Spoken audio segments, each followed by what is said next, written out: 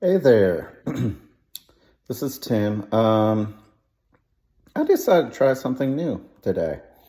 Instead of doing what I usually do, which is to share a verse and then type a little commentary, I thought maybe I'd try to do a very short little video. So, the thought that I had was from 1 Corinthians chapter 4, verse 21, reading from the NLT. It says, "Which do you choose? Should I come with a rod to punish you, or should I come with love and a gentle spirit?" And that one was written by Paul to the Corinthian believers. Basically, if you know the story about the Corinthian church, they were a pretty disobedient church to a lot of the things that Paul was trying to get them to do.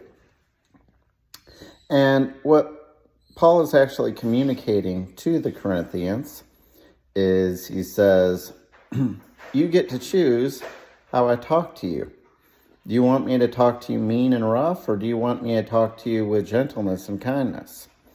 And he's basically saying, if you be hard-headed and you be one of these people that just are going to be thumbing at everything I say and saying, forget you, Paul, then of course I'm going to be mean to you.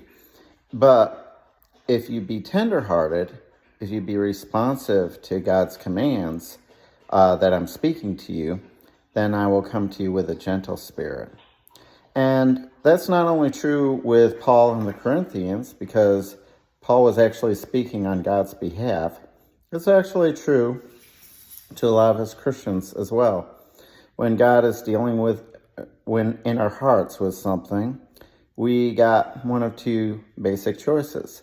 We can either say, forget you, God, I'm going to do it my own way, or we can come to God with a broken heart and say, I'm sorry for what I did, please help me change.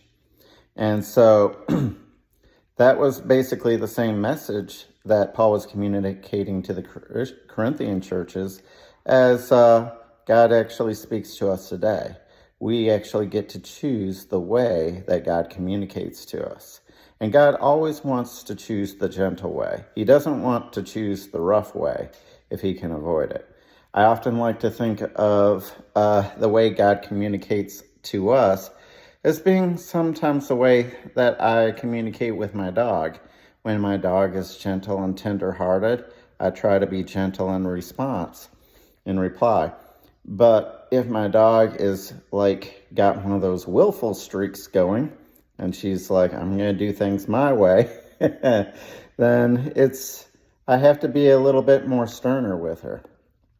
And so I was just hoping that this is a blessing to you and to encourage you, be gentle, be tenderhearted, and let God speak to you in his gentle and tender way. Bye.